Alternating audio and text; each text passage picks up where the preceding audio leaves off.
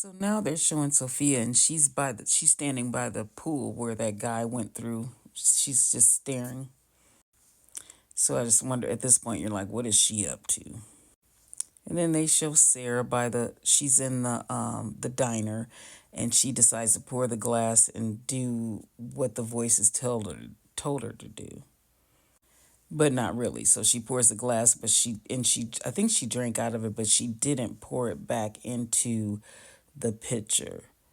And when she didn't do, and I think she was talking to the lady, the bus driver who's running the diner now, and she just told her, she gave her the glass and said, "Can you get rid of this for me? Can you dump this out for me?" So at that moment, you hear Sophia, yeah, or scream out or whatever. She fell into the pool, which was a pretty far drop, and she broke her wrist or whatever. So she ran out to see what happened, and then she comes back in and she immediately drinks the water and pours it in like the voices told her, because she feels like the reason Sophia fell into the pool was because she didn't do what the voices told her to do. Poor Sarah, oh my gosh, she was just kind of getting it together, but now, Lord.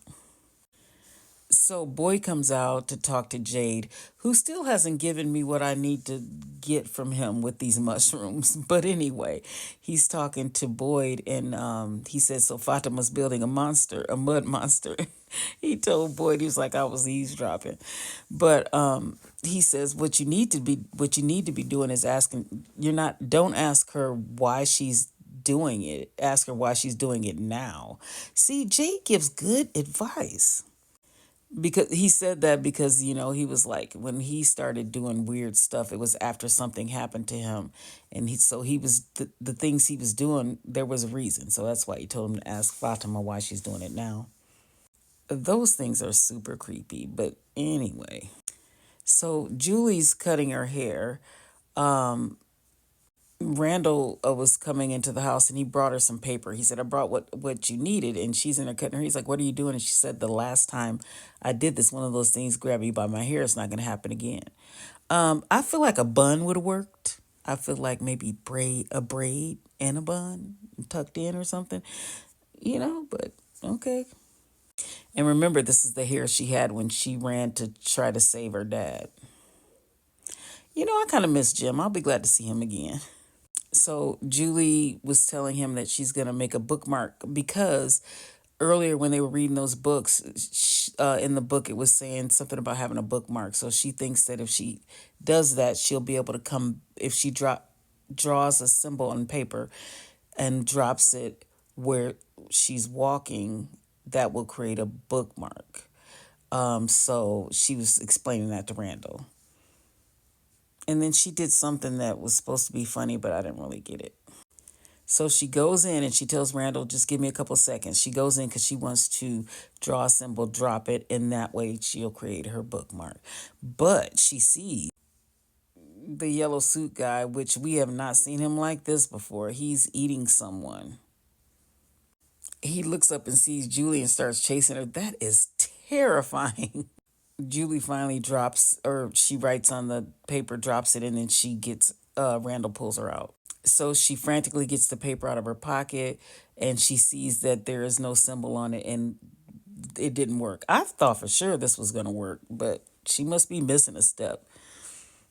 Victor takes his dad, and he goes and digs up the pictures, because Victor is like a little camera, and he was drawing pictures from the time he was there, and he's showing his dad the man in the yellow suit, and he told him, he said, we thought he was one of us. He showed the first picture, it was him in a car, and he said he showed up in a car like the rest of us, and we thought he was our friend, but he wasn't. And he said when he ran to see his mom by that bottle tree, the man in the yellow suit was eating her. He's telling his dad this.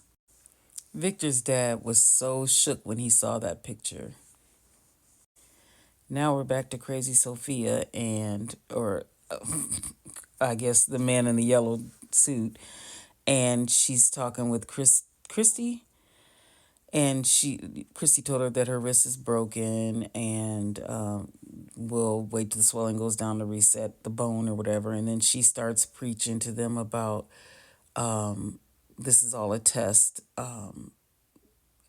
from God.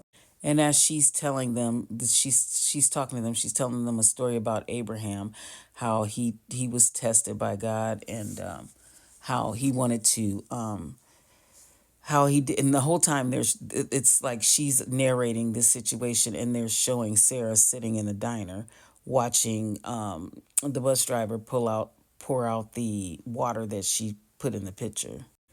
So basically, Sophia was saying she just told her to do that when she's preaching about the story of Abraham. Basically, the voices told Sarah to do that, or Sophia told Sarah to do that to see if she would, just to test her. And so Sarah gets up and leaves the diner because she sees nothing happened. But I hope Sarah figures something out, but I don't think she will. It was just all a test. They keep running up in there messing with Fatima. I'm not even a big fan of Fatima, but I was like, leave her alone. So she does tell, Kenny comes in and she tells them that she's building, well, I think she told Boyd already that she's building a golem. So it's basically something to protect them. And he did ask her why, though. He said, why are you building? She said, I told you. He said, why are you doing it now? Like Jade told him to ask. And she said she still feels the Smiley, that when she gave birth to Smiley, she still feels connected to him, and this is the only thing that's making her feel like she has some kind of control, and it's making her feel like not as afraid. And so I don't blame her. Let her do it. Just let her do it. If that's what's going to give her strength, let her do it. So Boyd and Kenny kind of decide to leave her alone, and Kenny was gonna keep people from going in there bothering her, give her some space. And Boyd was thinking, like, what could it hurt? We can use some kind of help or something. She called it a champion, or he called it a champion, but he's like, let her do it. I mean, for real, she ain't bothering anybody. As they leave Colony House, they're going down the steps. Boyd's wife's ring just rolls down the steps out of nowhere.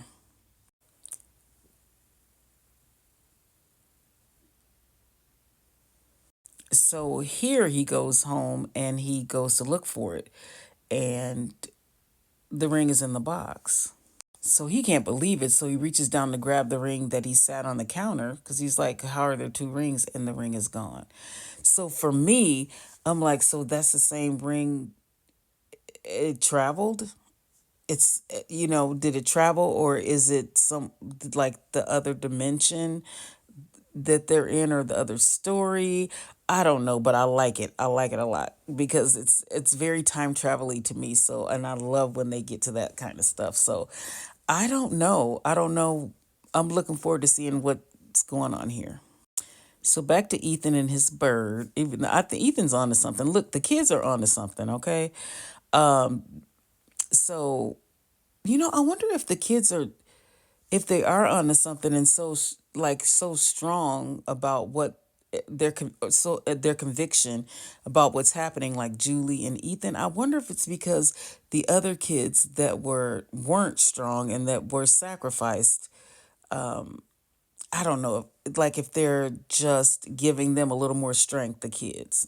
I could be reaching, but So while they're foraging for food, this guy was digging and he found a rope, so he starts pulling this rope.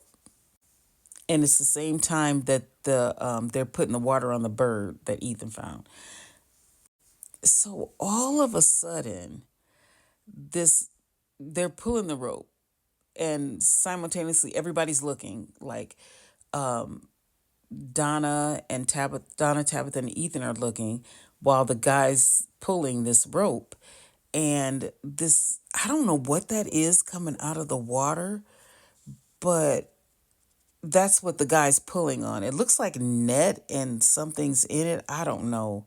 Or pieces of, I have no idea, but I can't, I hate waiting for another episode of this because I really want to know what they're about to pull out of that water. But anyway, we'll have to wait till next week.